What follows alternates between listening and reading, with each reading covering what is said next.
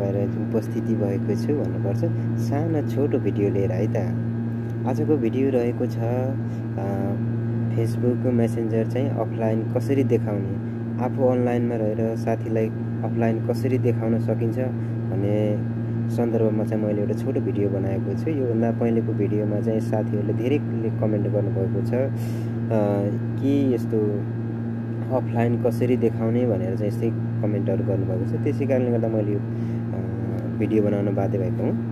हजुर यो भिडियोलाई अन्तिमसम्म हेरिदिनु होला र तपाईको प्रतिक्रिया कमेन्ट बक्समा गएर दिनु होला पनि भन्न चाहन्छु र साथै सब्स्क्राइब गरिदिनु होला र बेलको आइकनलाई थिचिदिनु होला पनि भन्न चाहन्छु है त। हजुर म चाहिँ सर्वप्रथम फेसबुक ब्राउजर ओपन गर्छु। यस ओपन भइसकेपछि तपाईको यहाँ 3 लाइनमा जानुहोस्। 3 लाइनमा गइसकेपछि तल सेटिङ प्राइभेसीमा जानुहोस्। सेटिङ प्राइभेसीमा गइसकेपछि तपाई फेरि सेटिङमा जानुहोस्। सेटिङमा गइसकेपछि प्राइभेसीमा जानुहोस्। हेर्नुहोस् है प्राइभेसीको तपाईको एक्टिभ स्ट्याटस लेखिरहेको छ, यसमा जानुहोस्। यसमा गइसकेपछि तपाईले चाहिँ यहाँ यस्तो इन्टरफेस आउँछ। यसमा चाहिँ तपाईले ओके गर्नुहोस्, एकपटक क्लिक गर्नुहोस् अनि यहाँ चाहिँ टर्न अफ एक्टिभ स्ट्याटस लेखिरहेको छ। यहाँ चाहिँ तपाईले ओके न टर्न अन गरिदिनु पर्ने हुन्छ है त। है टर्न अफ गरिदिनु पर्ने हुन्छ।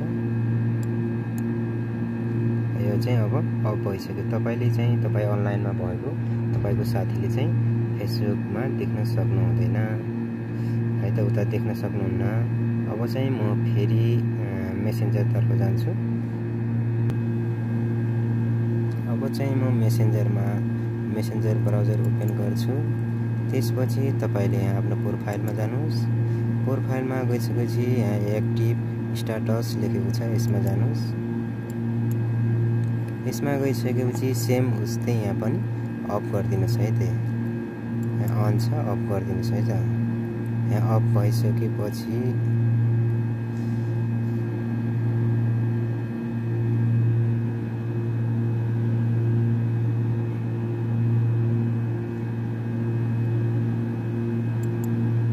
मैले अफ गरिसकेँ। अब चाहिँ तपाई अनलाइनमा भएको तपाईको साथीले चाहिँ देख्न सक्नुहुँदैन है त, उहाँले चाहिँ देख्न सक्नुहुन्न। त्यसै कारणले अब फेरि पनि भिडियो हेर्नको लागि तपाईले सब्स्क्राइब गर्नु भएको छैन भने हाम्रो च्यानललाई सब्स्क्राइब गरिदिनु होला पनि भन्न चाहन्छु है त।